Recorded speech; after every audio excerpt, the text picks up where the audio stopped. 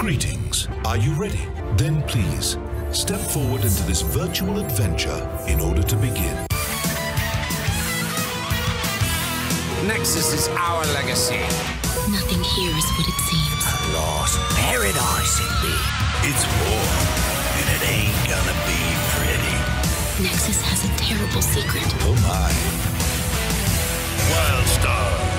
Adventure is about to get an ass kicking. There just ain't nothing better. Hello and welcome to This Week in Wildstar, episode 14.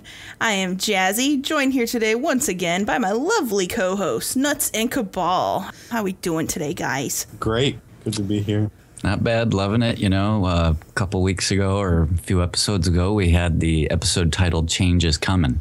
Boy, oh boy, talk about change. We've got a lot of it coming. And we are going to chug through all of it. This episode is going to be highly informational.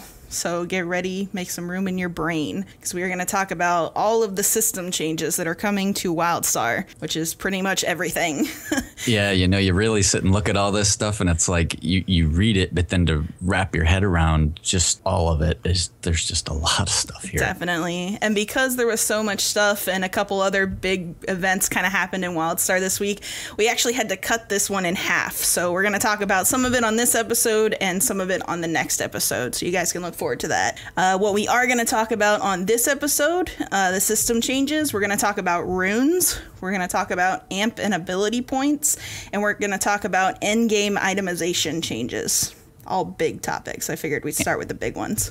Then the other two big things that have happened this week, we got to talk about the mega servers. Big topic there. And then also Gaffney is going to be stepping down as president of Carbine. No. Very sad. So stick around for all that and more.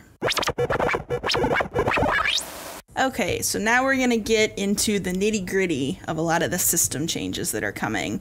And the first thing we are going to talk about is the changes that are coming to runes. Right now, there's some runes that are not really optimal. Not a lot of people will use them. So what they're going to do to fix that problem is they're going to add stats to certain elemental types so that all of the rune sets can come in line with each other. And that'll be great because I'm sitting on a resonator with 2 water slots that I can do nothing with. Yeah, I know there are. You can't. There are so many runes slots that pop up that are so useless that you kind of like sit there and scratch your head and think, really, guys? Yeah. Come on, you know. Runes are so good too.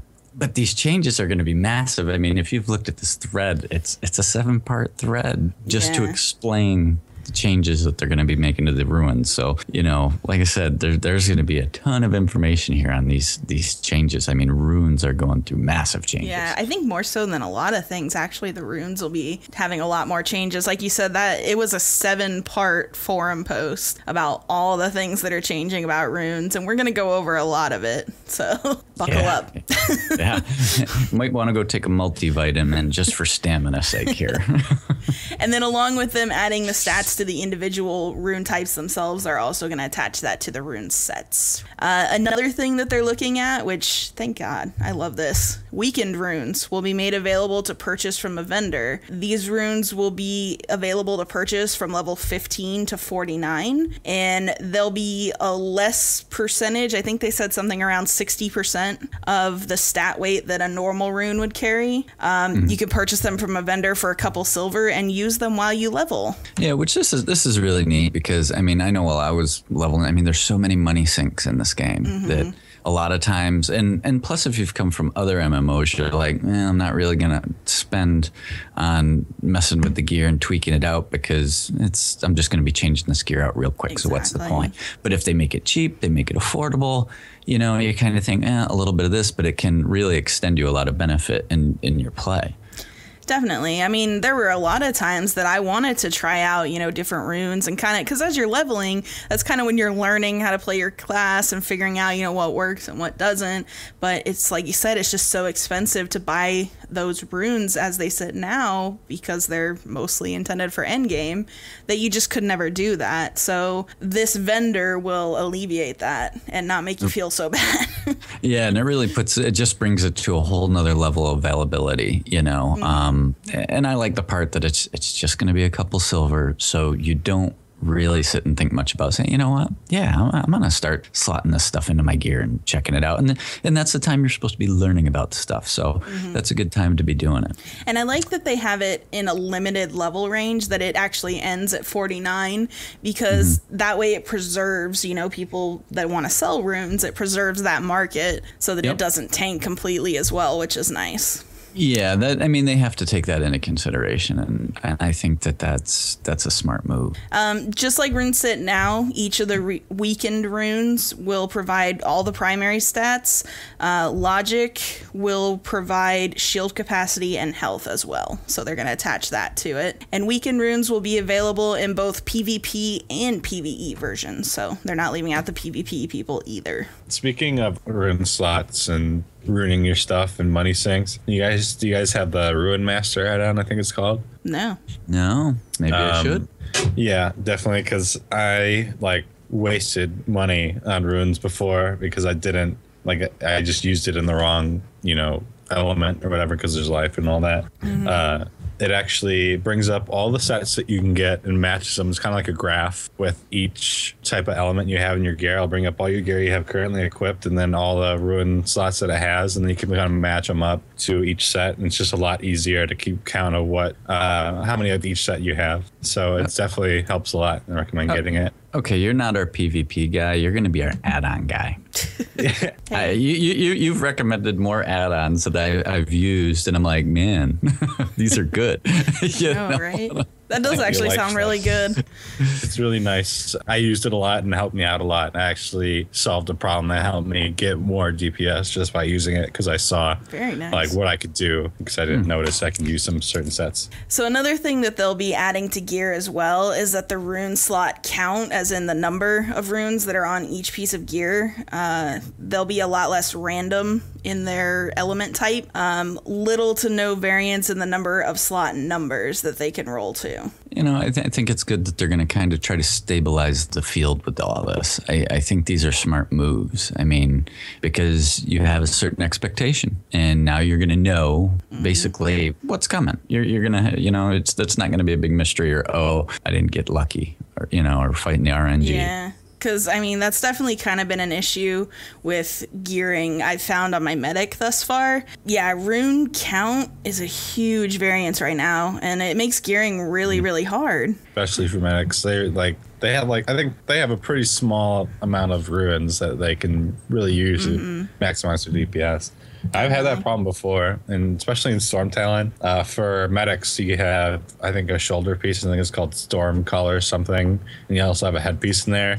And I always see those, but the ruin slot's always worse than what I have. And generally, the ruins are the best part of the gear, because the ruin sets are great. So having this and knowing what you're going to get is pretty great. Definitely. I'm rather doing it. With this new system, what'll happen is it'll set a default value for all items of the same quality. What they said, though, is that in certain cases, say you get something from a dungeon that's a blue, they can override this rule to make it so that it can roll more rune slots than, let's say, a blue you find out in the open world. How they broke it down was like this. Green items from all sources will have 0 to 1 rune slots. Blue items from vendors, quests, and crafting will have 2. Blue items from group content will always have 3. Purple items from vendors, world drops, and crafting will have 3. And purple items from group content will have 4. Legendary items from vendors, world drop, and crafting will have 4 slots. Legendary items from group content will have 5. And artifact gear will continue to have 6. The only exception to this is going to be gadgets, because they just did a fix on those.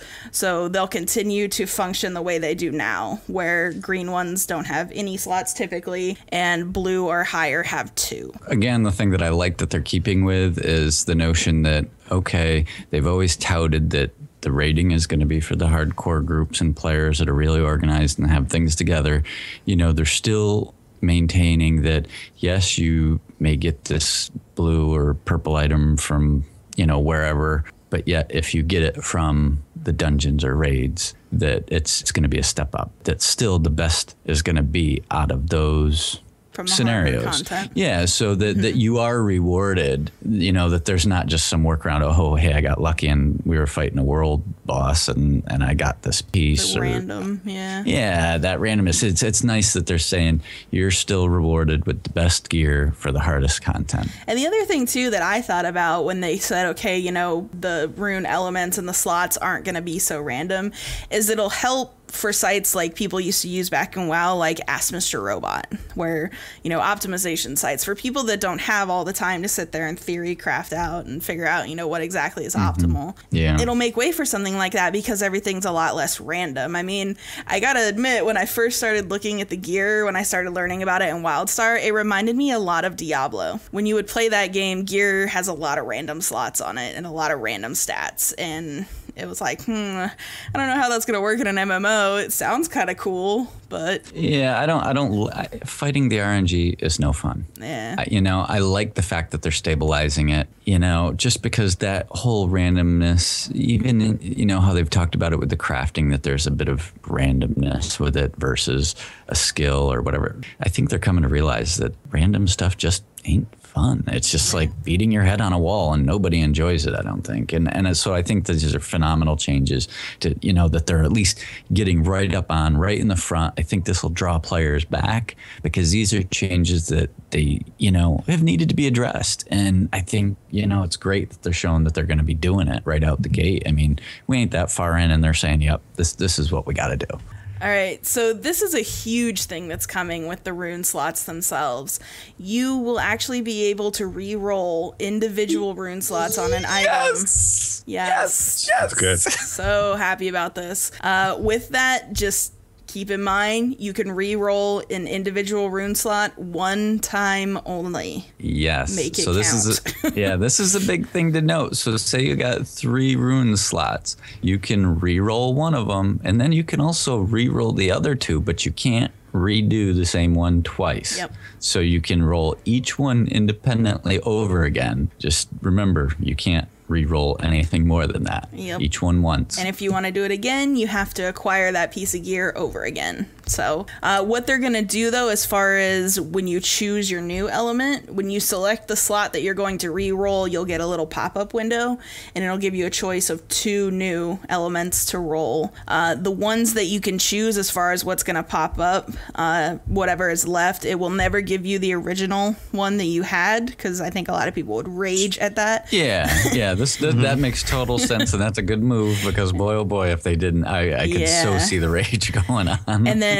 also, you cannot pick Omni slot, because holy crap, would people be OP. I think everybody would just roll Omni slots on everything. Yeah, totally. I don't have an Omni slot yet. Really? Nope. I've gotten one. Once you pick your elemental rune, your new one is going to be locked into the item. And again, if you want to change it, you have to get the item again. And the thing that I think this is a smart move for everybody is the item that you're going to need in order to change it is going to be a runic elemental flux, which is going to allow you to do the rerolls, which it's going to require a material from each of the professions. So, you know, you're going to have a piece from the weaponsmith, the armor, the tailor, outfitter, and then it's created by the technologist. But I feel like this gives every trade skill a piece of the pie, more or less. You know, they're not just what's missing. Who doesn't get to have a part in this? The architect gets no they love. They hate architects. Why, Carbine? They don't. Why you hate us architects? I mean, it makes sense, though. I get it. Yeah, but at the end of the day, I'm sure you will see some stellar stuff come out for the architects once things get smoothed out. But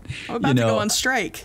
But I do feel like, though, that this really was a smart move, that it kind of gives everybody a piece of that pie, which I think was a really smart move on their half, versus just saying, well, the technologists are going to make it and they're going to be the only, you know, they would piece be of making it. bank. Yeah, that would just be like such an everybody would be a technologist. Yeah, it would be just such an overkill on that crafting profession. But no kidding. By being able to spread it out, I think that was just so smart. That was a great move on their part. Definitely. And then one last thing to add to it, adding, re-rolling, or unlocking rune slots on any piece of gear will bind the item to you. So pretty much just anything that you do that would manipulate the runes or the rune slots will bind it to you. So don't do that on gear you want to sell. So the next thing we're going to move into is the end game itemization changes. As we all know, this is kind of a problem, especially when it comes to crafted gear right now.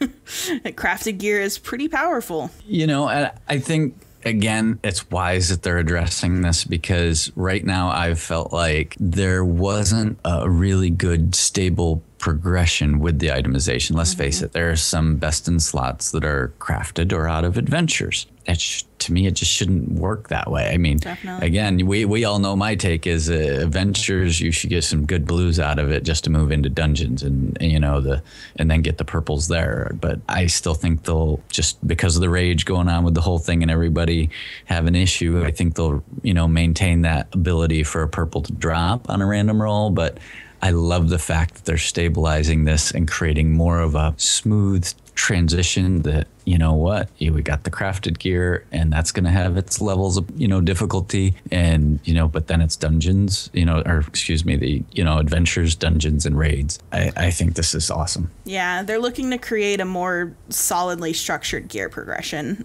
when you're at end game. They don't want that stuff to happen, you know, crafted gear or adventure gear being, you know, best in slot until 40 man. That's ridiculous. The thought of farming an adventure just for fighting the RNG drop is just boggling to me. That it's like, I don't want to do that, you know, but for now we will, but I don't want to. So yeah, they're going to look at, you know, evening out that curve a little bit so that there's a more noticeable transition from adventures to dungeons to raids. So that will be very nice. One thing they're doing that's going to add to that to kind of show a difference in the tier and the power level of the items is they're actually going to implement item level. So I think because of that, we're probably going to start seeing people asking for, you know, a certain eye level, like what happened in WoW when that stuff comes in. But do you remember how much? Though.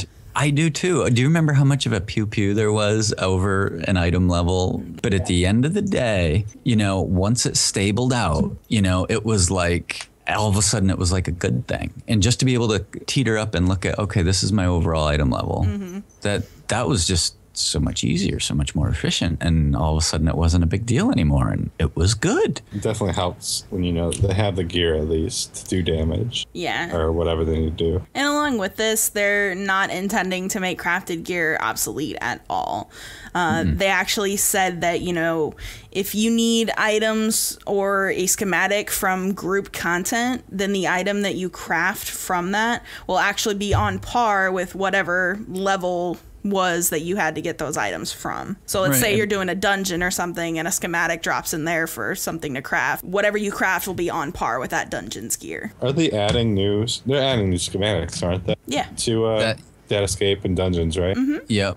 Okay, because they didn't before. And the idea that I can be in a raid and potentially get, you know, stuff that drops from these raid bosses, not many bosses, but the bosses that you actually have to down them to either get said schematic or, you know, part to craft whatever you're doing. I think that's perfectly fine, you know, because that keeps that stable economy. It keeps the crafting alive. It keeps the crafting something to strive for versus why get toward the end game, you know, and sit there and say, well, whatever I craft is really not all that viable. So what's the point? Yeah, I mean, crafted gear, you know, typically in an MMO is meant to be kind of like, okay, I'm at end game, let me craft a set so I can start doing, you know, dungeons and move forward and get better gear.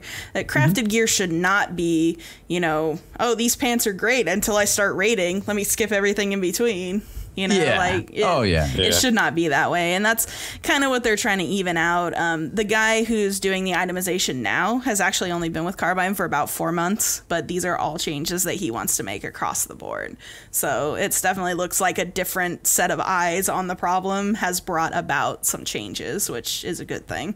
Which is great. He's obviously come in and really looked at the whole system as an overall, because there's a lot here. Yeah, definitely. And then the other thing that they said just before we move on from crafting is, as I just said, it should be expected that crafted gear that doesn't require much effort to obtain, you know, if you're sitting in town doing your crafting dailies every day and buy a schematic, that's not much work. So it should be expected that that gear is weaker than gear that comes from group content, even adventure gear. So...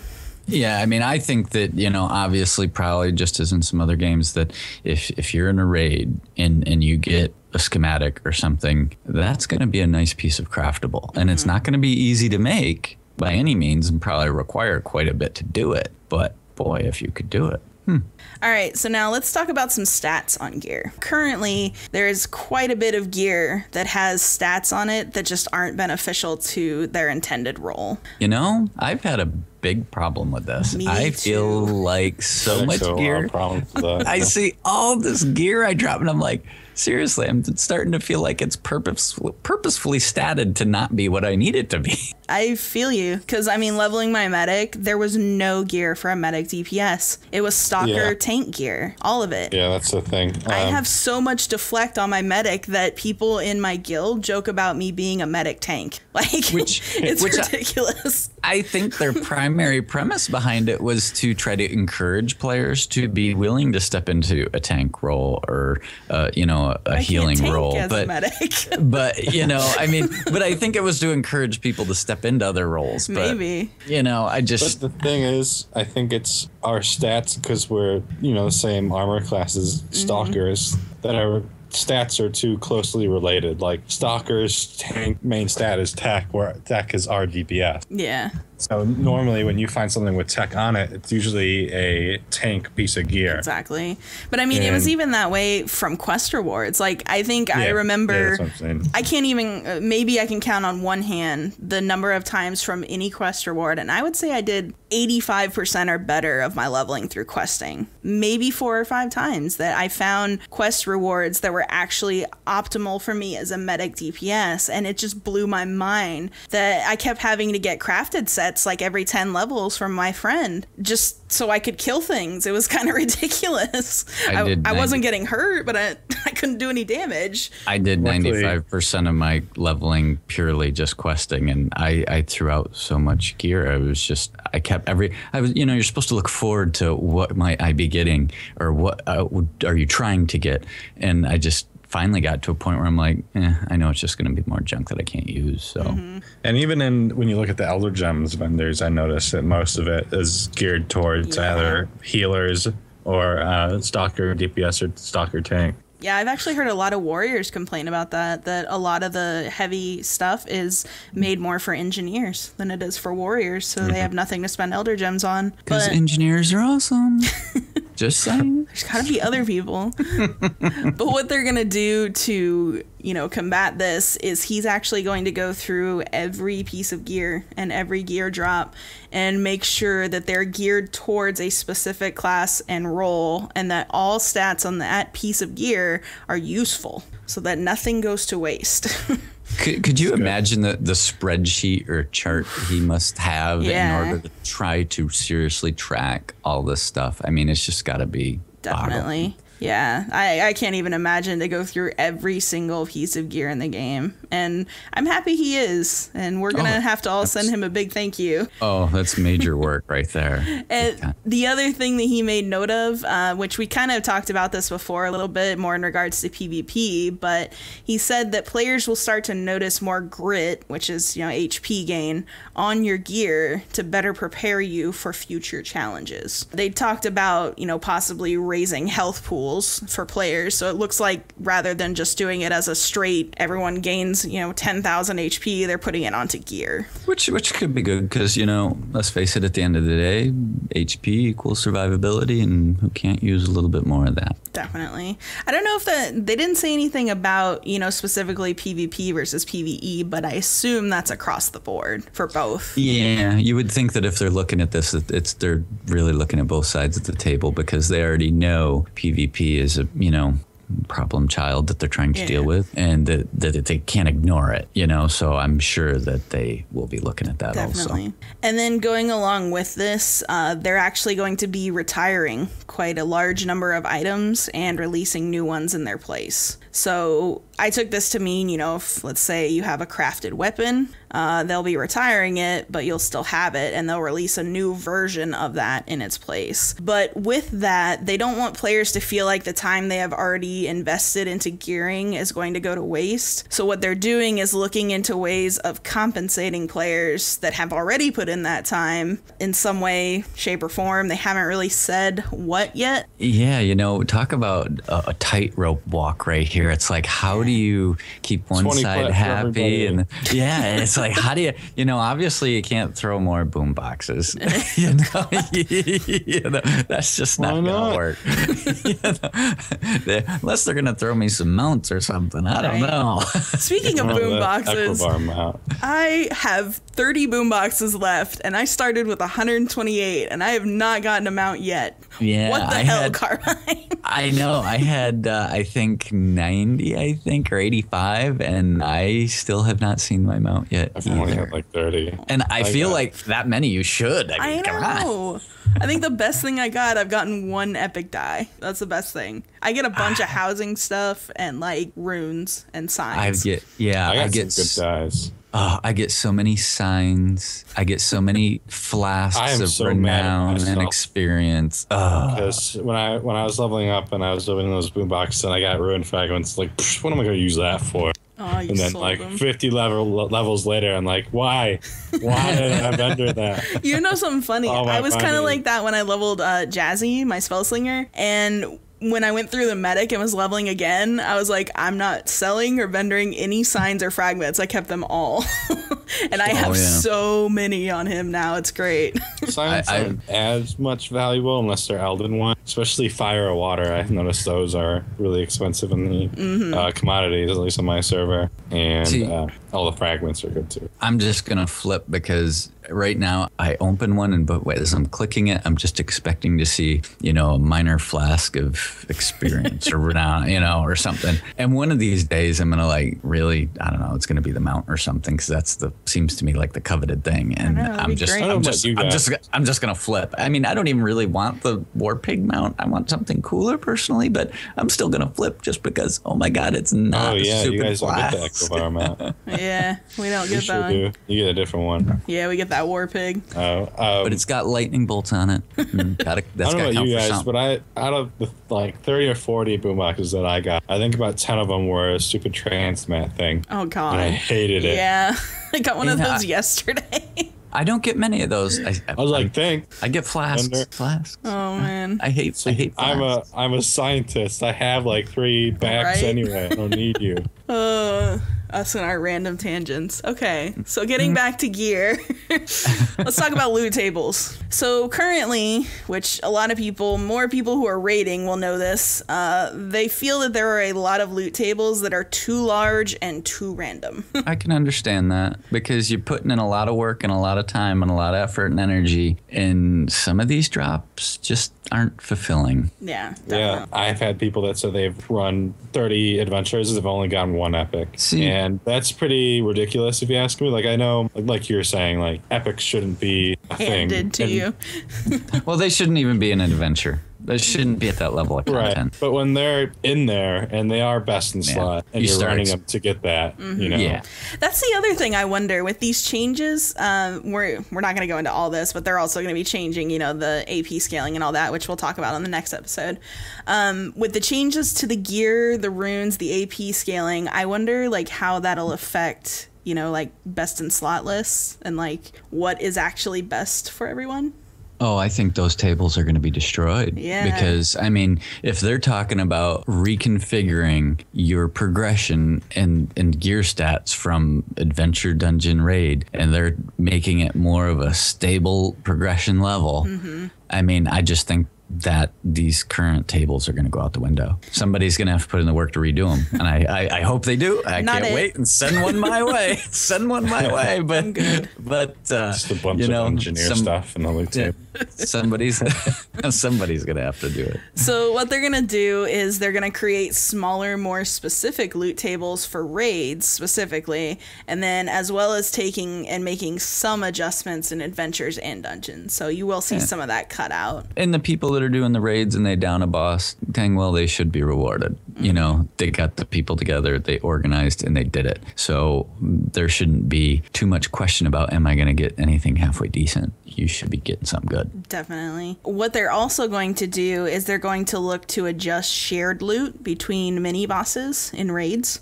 They didn't say anything about adventures. I would hope so, maybe. They're also going to make some of the mini bosses have some of their own specific loot drops, as well as, and I found this very interesting, offering other non-equipable that's hard to say. Non-equipable item incentives. I'm not sure what that means. Yeah. Like It's just almost as tough as the progenitor. It's weird. I know, right? Yeah, does that mean like pets or like fun toys or like I don't know. That's one of my favorite things in WoW. So to get that one item that made people dance. Yeah. See, I was a mount guy. I like a plethora of mounts. I want mount options and mounts and mounts and mounts. I just found Like that my interesting, Steve. though. I mean, I don't really know what that could mean. Non-equipable item incentives. It might be housing items. It could be There you go. pets. They were talking about putting in pets. They were, so that might be right in line with that idea. That's a Guys, thought. I don't know. Who knows? I mean, if we find out, we'll definitely let you guys know. Platinum.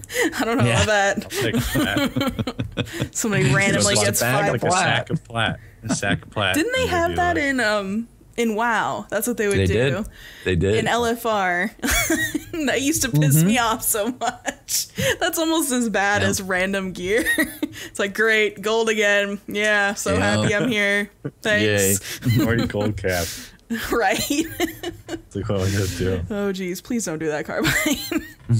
Please. Okay. So what they're looking at is doing class piece tokens. They talked about this a little bit on the live stream last week. This will be for raids only, obviously. What they want to do is take and make class-specific items, make them the most potent and desirable items in a raid.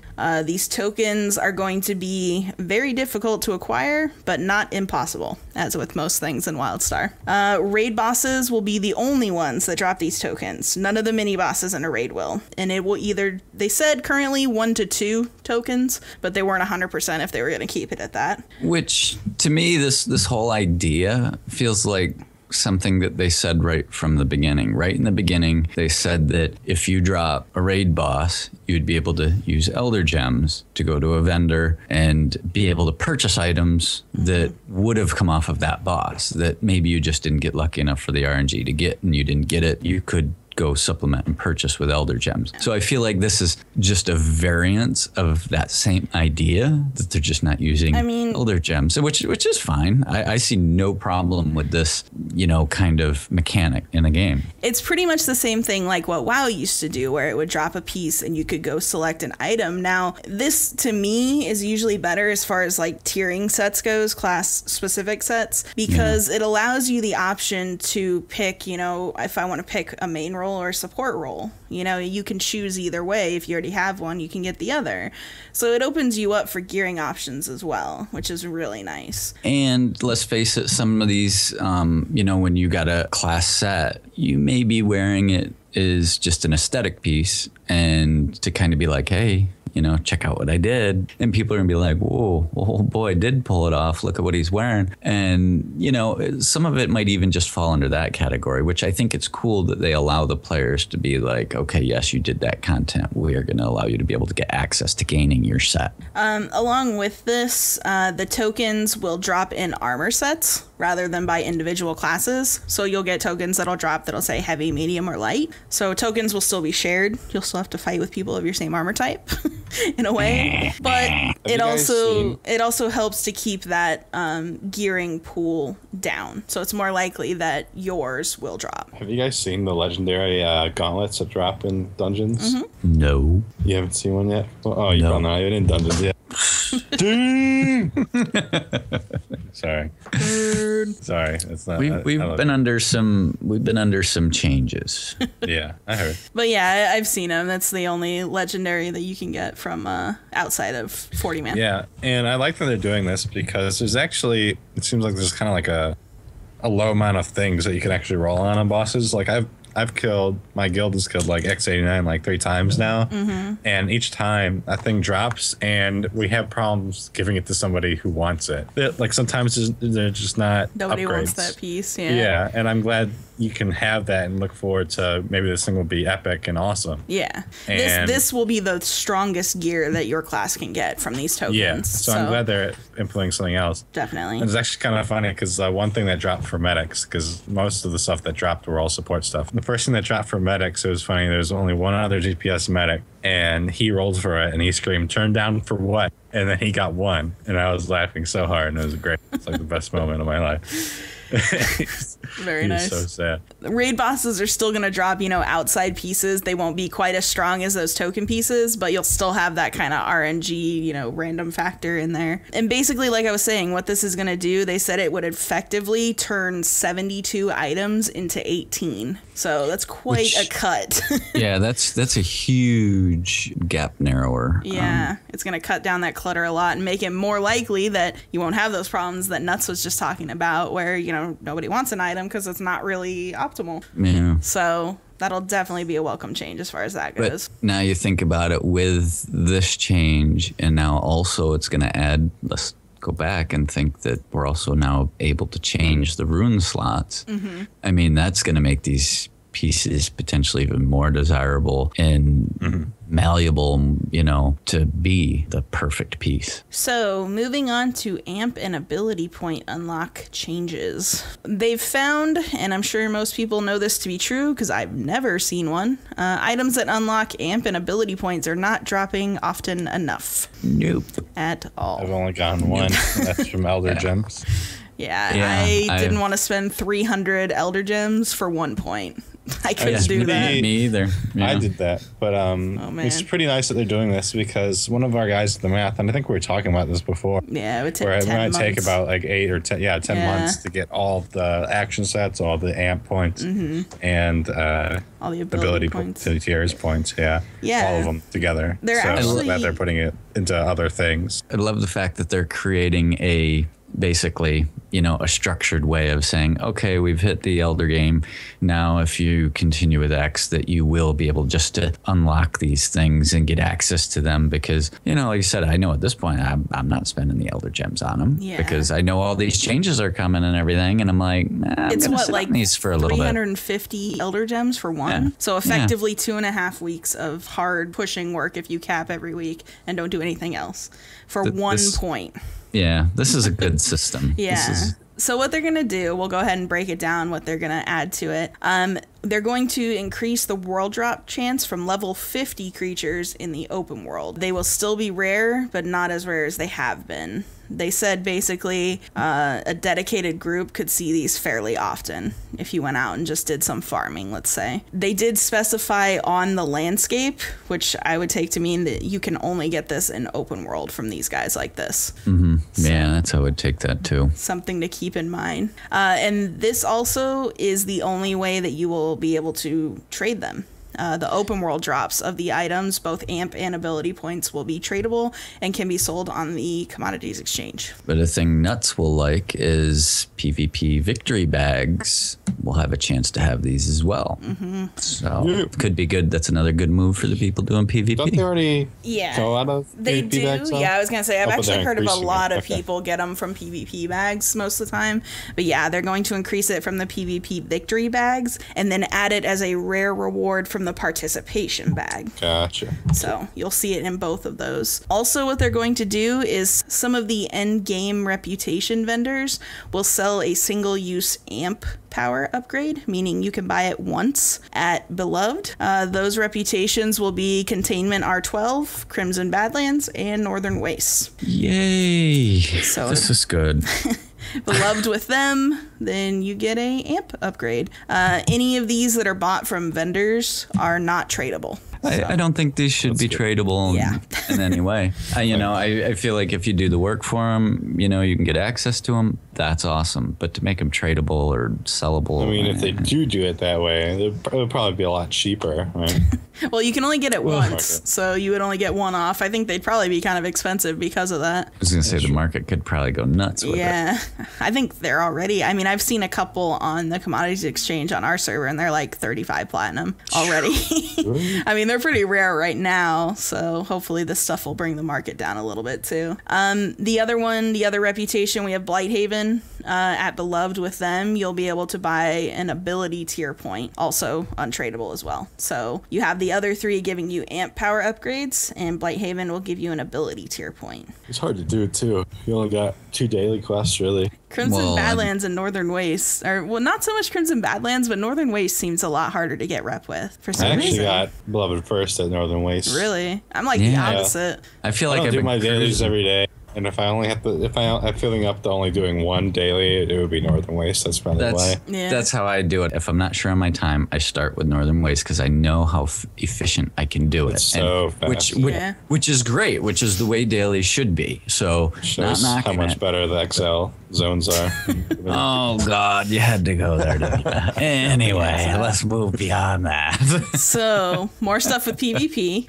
You can buy a single-use amp power upgrade and a single-use ability tier point upgrade from the prestige vendor. The amp point will be 4,000 prestige and have no level or rating requirement, and the ability point will be 5,000 prestige, which is capped, and have no level or rating requirement either. Also will not be tradable. So again, not leaving out PvP people. That's good. It's not very hard to get either. No. You can probably get that in a day, at least one of those. Yeah, I mean, even people that are, PvEers primarily could just pop into some battlegrounds for a few hours and not even that. Cap out. You can get both of those in less than a day. One of the things that I like that they've implemented is, with the gold medal dungeon runs. Yes. Now they will reward either an amp or ability point unlock, which I think this is a great idea. Is a nugget to hold out there for those dungeon runs. I'm glad that they did this because I was worried personally with the changes that are coming to raid attunement, which is another thing we'll talk about next time in depth. Basically, the gist of that is that they're going to lower it to bronze. That's one thing about it. I was really worried about the incentive to even try to get gold or silver.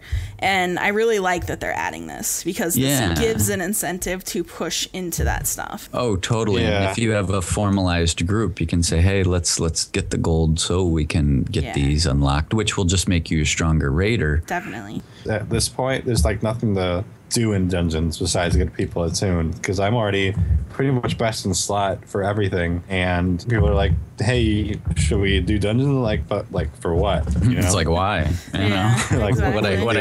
what I need drops out of an adventurer's crafting. Yeah, at least like in WoW, you got your your points that you could buy gear with, and if you didn't, you could buy a mountain or something. But now that you can go back in and at least keep trying, and then still have that thrill of getting it under 30 minutes or whatever, and then doing all the challenges with it, because I think that's part of gold now, isn't it? Yeah. To finish all the challenges in a dungeon.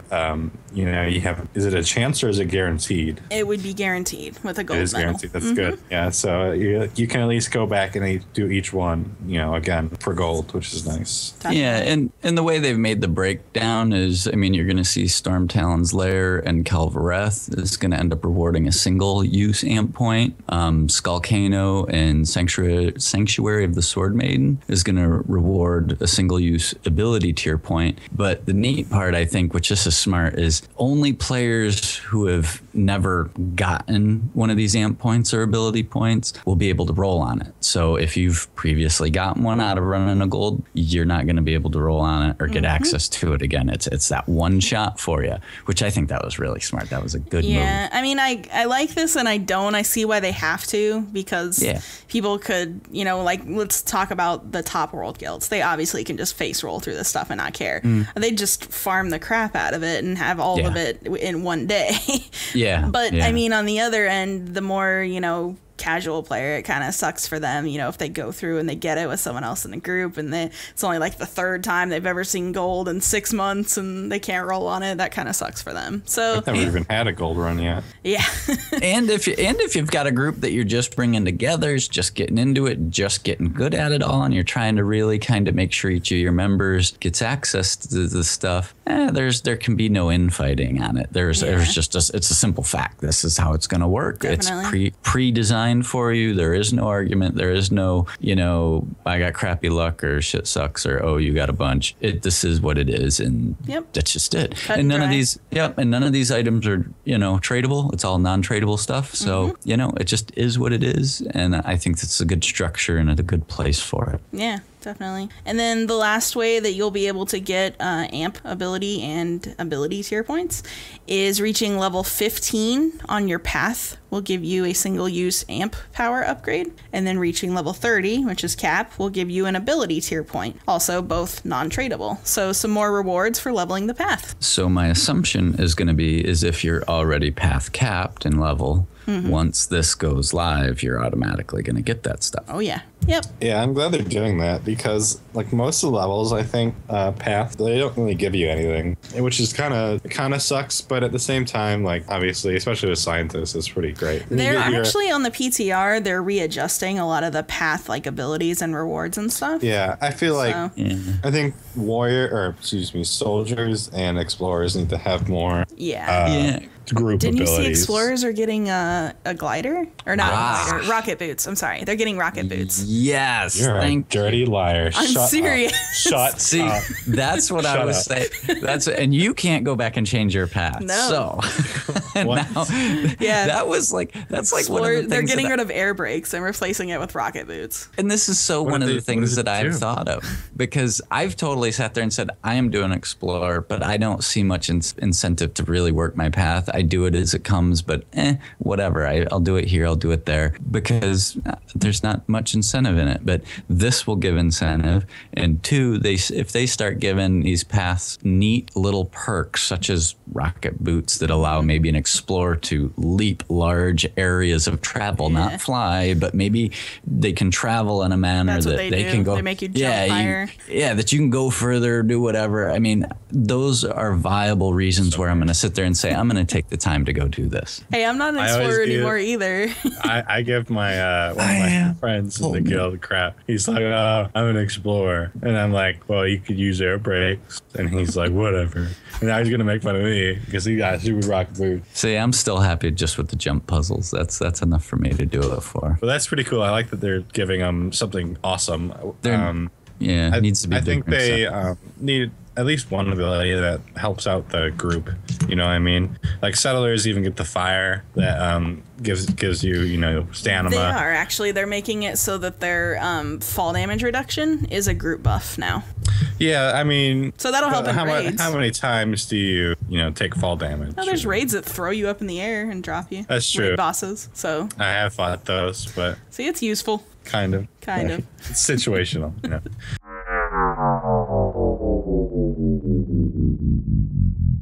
So, as most people already know, most likely, Carbine announced this week that they will be adopting MEGASERVERs to alleviate the population issues right now. What they're going to do, for anybody who doesn't know, MEGASERVER is basically everybody who plays on a certain server type is all on one server, everyone in the game. So they're large, giant servers, as the name implies. So what they're going to do is they're going to take all the current servers and just move everyone into 2 servers for each region, one of each rule set. So you're going to see North American PvE, North American PvP, EU PvE, EU PvP. So another change that's going to come along with this is because currently we can only have 6 characters on each server. They're going to up our character slots to 12. People should like that. Kind of interesting since there's only 6 classes, but I guess if you want to play on both sides each class, maybe. But whatever. So what's going on right now, they opened up a few days ago free realm transfers to the higher population servers of each server type. Also, if you're on a PvP server, you can move to a PvE server. You can move to Storm Talon. And then once you move to Storm Talon, you can move to another one if you want to. So there is that. There currently is and never has been. There's no move from PvE to PvP, just as a rule set. And they're not going to do that. Cougar actually confirmed that they will not do that.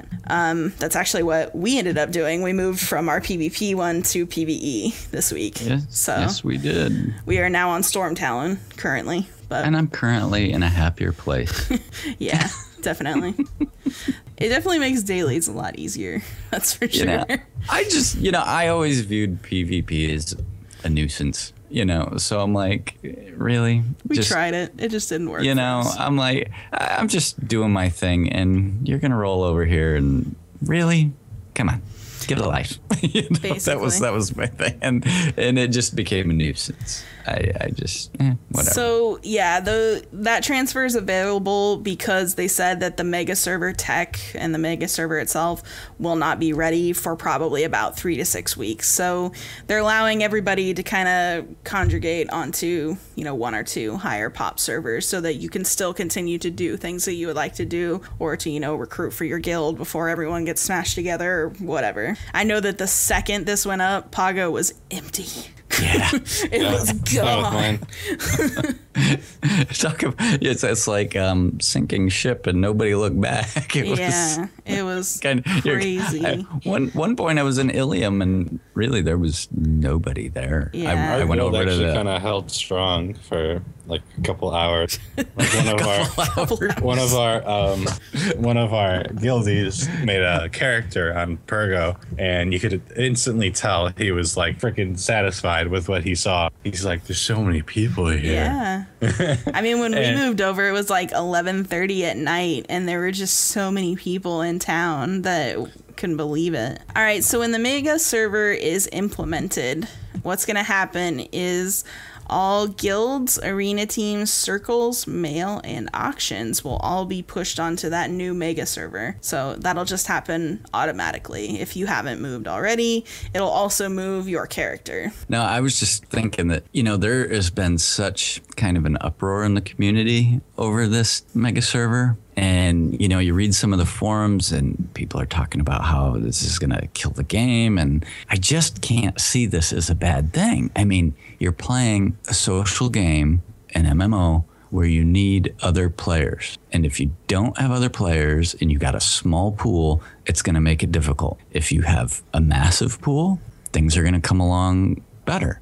And there was some big issue about, okay, they're offering a PvE and a PvP, but there's no RP. And I sort of understand that. Like, part of me goes, I know they're going to keep an available channel for those folks to RP, but there's some, I don't know, sensitivities there, but I'm like, yeah, they are having a channel for each. RP, what we're talking about here is that RP servers are no longer going to exist. They're going to get folded into the PvE server, and they're going to put in what they had, the RP channels, which they've pretty much always had. You can have that on PvP server as well. Those exist. You just have to opt into them. But the RPers are upset about this for a couple of reasons. One, they fought really hard to get an RP server in the first place, because if you guys remember, they didn't exist when they announced the servers at all. So that community fought really, really hard to get that server. So that's one thing there. They put in a lot of work to get it.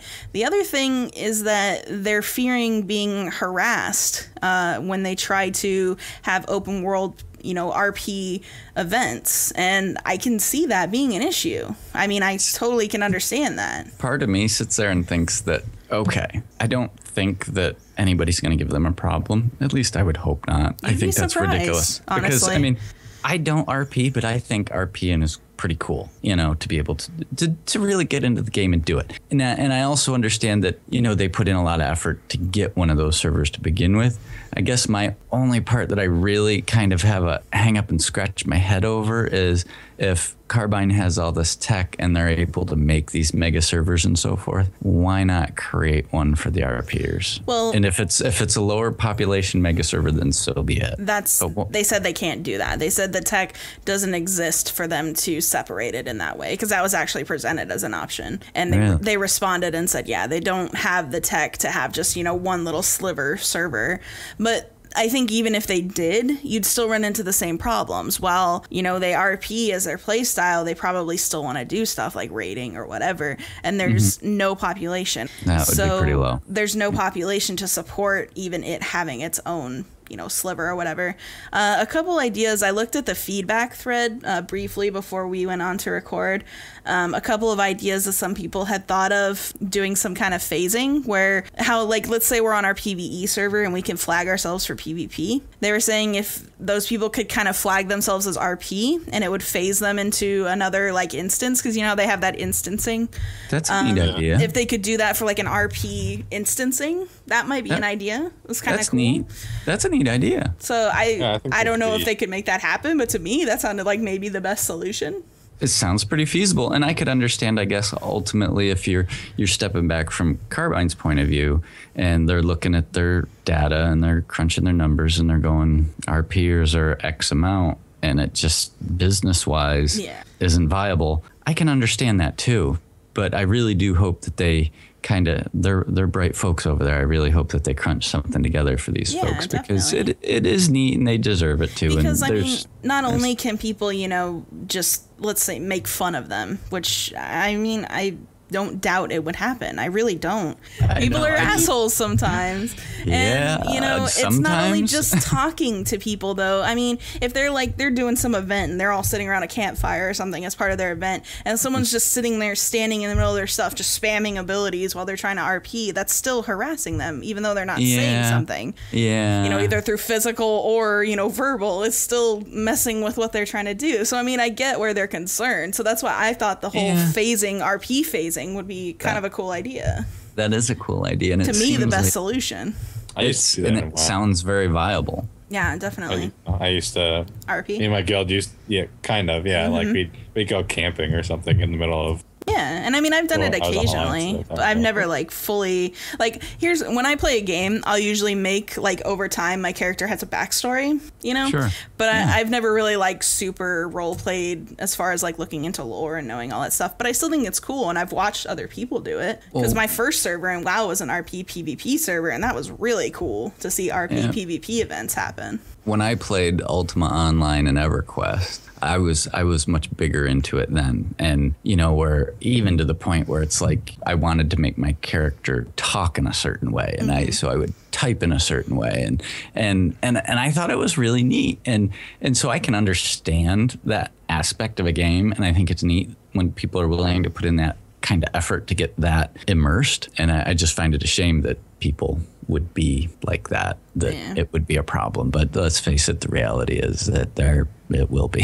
So, I mean, as far as the RP stuff, I do hope they can figure something out, because I hope they wouldn't want to, you know, alienate part of the population, you know? And they'll be a very loyal population if they can have the proper environment to play in. I mean, honestly, I think it'd be cool to roleplay in Wildstar if they could, you know, if we're all on the same server. I probably wouldn't mind jumping in every now and again and doing some events, you know? Sure, it'd be fun. Absolutely. I'd try it. That would be a neat kind of like activity. You could even do guild activities, or there could be all kinds of social events that you could, you know, kind of instance in it. Yeah. Neighborhoods and communities. Yeah. There's all kinds of possibilities. We're rooting for you, RP people. You go get it.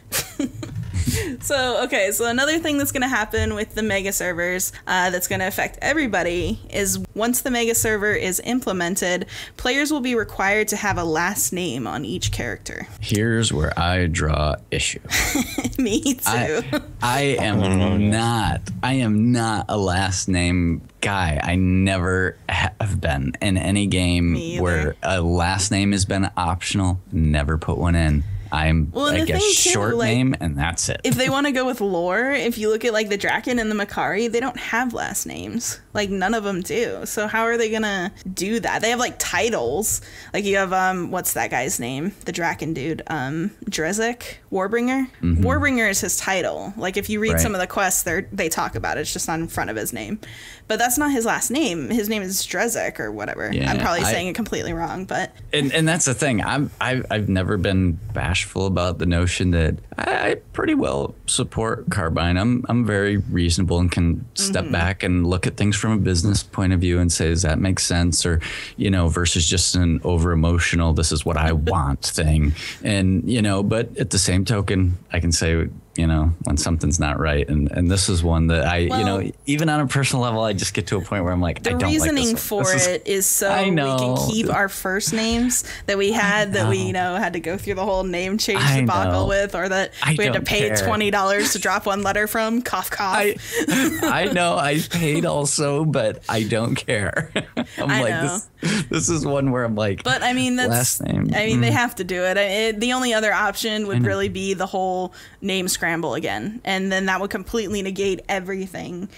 Even more so. I think that would make people just even more pissed off about the whole name change or name debacle reservation thing, and then having to pay to change names when they unlocked. And it's a lose-lose scenario for them. But I just, this is one I don't like. Oh, I don't like it either, because I haven't.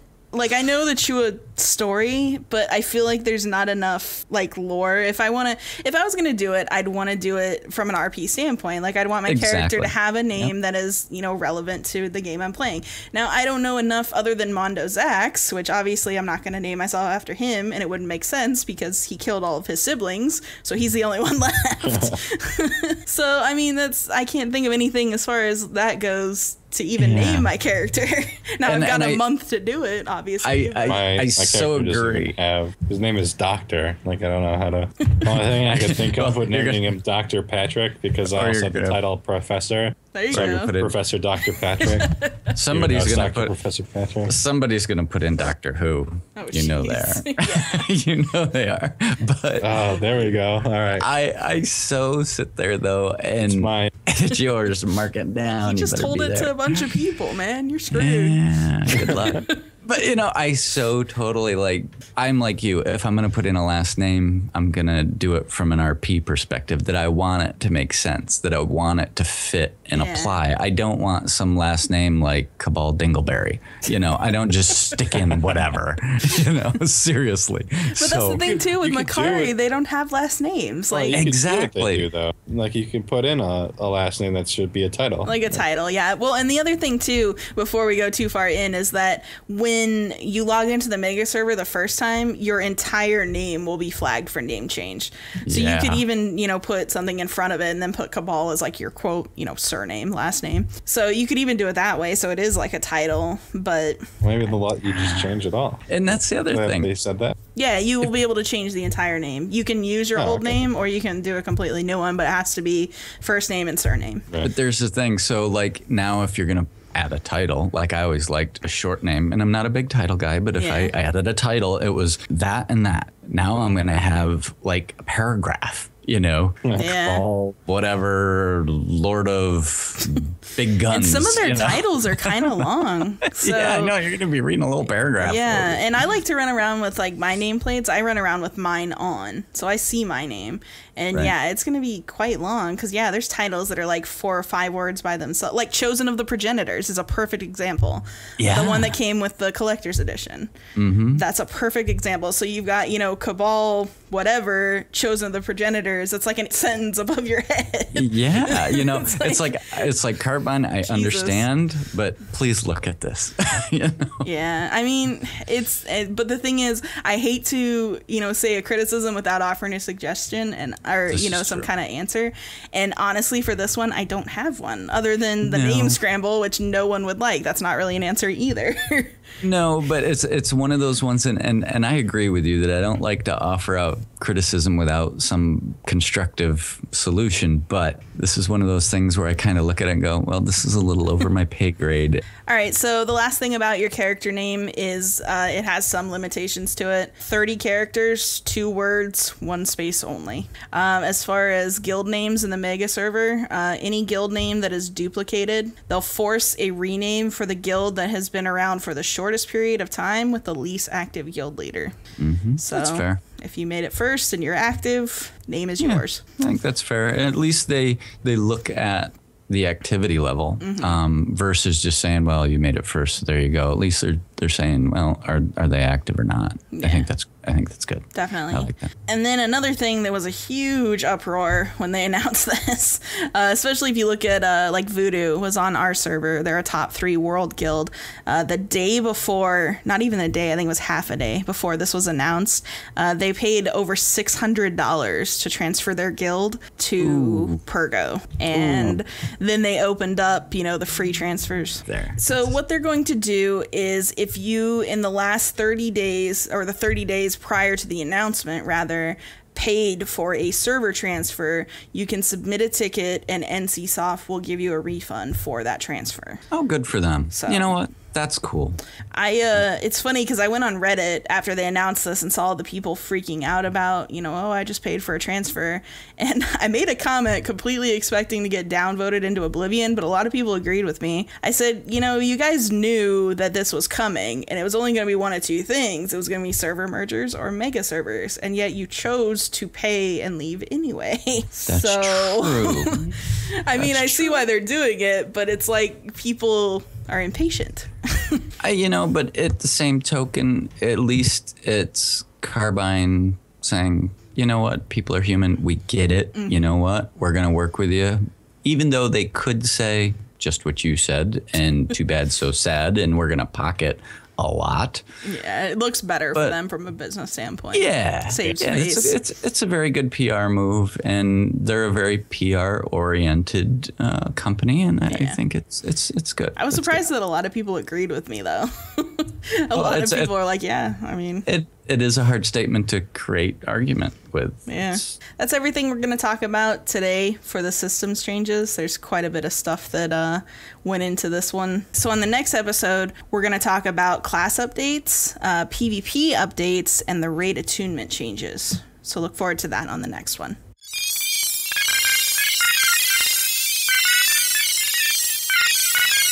All right, so now we come to the sad part. Gaffney has said that he is going to be stepping down as president of Carbine Studios. I did not see this coming. Yeah, that's pretty crazy. He's been there since I learned about the game. Yeah. He's been a face constantly.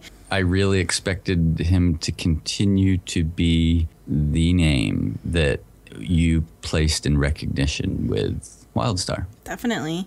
He said that he wasn't leaving entirely, but taking on more of a consulting role. So he'll still be around. He also said that some other people would be stepping up. So potentially looking at a new president of Carbine here soon. But Frost for president. You think? Oh man, that'd be great. I kind of wonder. That would be great. He's awesome. I mean, he fits the public perception role. He obviously has skills. Definitely. It's just a matter of behind the scenes. Does his resume fit to really have the abilities for what goes on behind the scenes? But to the public view, perfect face to roll into the position. So Jeremy Gaffney actually made a forum post sometime last week, and we'll leave a link to the actual forum post. But we pulled a few things out of it, the Cliff Notes version here. He said that late last year he was diagnosed with a fatal, if untreated, form of skin cancer. He kept that largely under wraps and actually did not have it treated for 9 months while focusing on work for Wildstar instead. And it kind of was a big wake-up call for him. He did have surgery earlier this year and is now cancer-free, but he said it was quite a slap in the face to him that if, he didn't pay more attention, he could potentially be killing himself. So he had to kind of step back a little bit. I mean, that is definitely a reality check. I know that I was at a point in my life where through work they offered a scan of your heart and so forth, and something had come up that they said, we want this looked into further, and it turned out to be nothing, thankfully, but I mean, it really makes you kind of step back and really reevaluate things and really look at things, and just it is a shaker one way or another. When you're talking stuff that's serious, I mean, you can't help but all of a sudden look at the mortality and everything you have in life and all these other things, and my position, I turned out quite well, but I can understand where he's coming from, and that's no small. On a human level, that's just not something you just look over and say, boo-hoo, and we're going to cast stones, I mean, it's a big deal. Definitely. Mm-hmm. I'm glad he decided that this was like a serious thing and actually got help for it. I'm a firm believer that it's human nature, at least for most people, not to change until, almost starting by life. Like, and this is where it's too late. Yeah. And luckily it wasn't too late for him. Yeah. Like, he could have died if he didn't, have surgery. And I'm glad that he now understands, like, he had a near fatal experience pretty much. And now he understands that. And I'm glad that he found that out. Definitely. At the end of his post, after he talked about, all the things before, I'm just going to read directly from it as a quote. All this culminates in a need to take some time off before leaping into the next set of adventures. This has not been an easy decision for me to make, as I've pretty much poured my life into Carbine and Wildstar. I'm proud of what we've accomplished. We took a no-name IP to a big-ass MMO launch, which ain't easy in this day and age. There's more work to do. The devs are indeed listening, but we have a great team to do it with as well. So he's definitely very happy with what has come and what will come in the future for Wildstar. I think that he really is sending a message that he's proud, as he should be, that they accomplished a big deal. and he was part of it. And it's probably not in that line of work, not everybody probably gets this opportunity in their career to launch such a game. I mean, it probably is a small group of people that get that opportunity. So he should be proud of it. And I think this is explaining that he is, and as he's right to be. And, but I think he's also saying, they've got a plan, and, don't worry, folks, we're in good hands, and, don't sweat it and don't get over hyped up here. And from us here at our show, thank you, Mr. Jeremy Gaffney, for everything you've done. We love your game. We love everything you do, your honesty. You've always been very upfront and honest with us. I know. So. He's so interacted with people, and that was one of the things I absolutely loved about him. He wasn't the president of the company that was over there. He was so not afraid to just get out there and intermingle with people. Jump in and get his hands dirty. Yeah, great guy. Even you read his post, he's a no bullshit kind of guy, and he'll just let you know. And I loved his personality. I thought he was great. Totally sad to see him changing his position, but I can understand it. And, well, Gaffer, you'll be missed. Thank you so much for everything you've done.